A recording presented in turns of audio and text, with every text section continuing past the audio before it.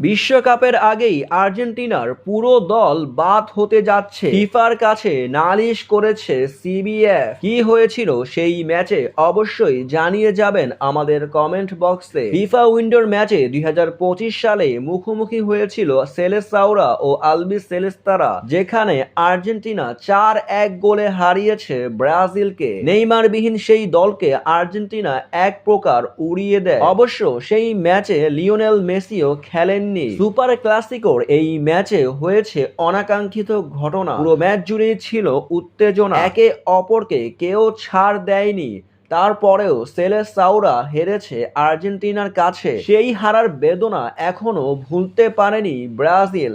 সপ্তাহখানেক হলেও এটার খোঁচা এখনো মারছে আর্জেন্টাইন ফ্যানরা। আর্জেন্টিনা ব্রাজিলের সেই ম্যাচে হয়েছিল হাতাহাতিও, যেখানে এবার সিবিএফ অভিযোগ করেছে ফিফার কাছে আর্জেন্টাইন ফ্যানরা নাকি বর্ণবাদী আচরণ করেছে তাদের সাথে। জানা গেছে ম্যাচ চলাকালীন সময়ে আর্জেন্টাইন কিছু ফ্যানরা বর্ণবাদী আচরণ করেছে খেলোয়াড়দের সাথে।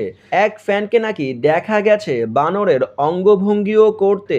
আন্তর্জাতিক পর্যায়ে এই বর্ণবাদীগুলোকে খুবই গুরুত্বপূর্ণ সহকারে দেখা হয়। তাই তো এবার ব্রাজিলের সিবিএফ অভিযোগ করতে যাচ্ছে আর্জেন্টিনার ফ্যানদের বিপক্ষে। জুন মাসের আগেই এটির সমাধান আনতে চায় ব্রাজিল। আর্জেন্টাইন বিশ্বস্ত সংবাদ মাধ্যম টিওয়াইসি স্পোর্টস এটি জানিয়েছেন এক প্রতিবেদনে, যেখানে অতি শীঘ্রই তাদের পদক্ষেপ দেখা যাবে আর্জেন্টিনার বিপক্ষে সিবিএফ এর।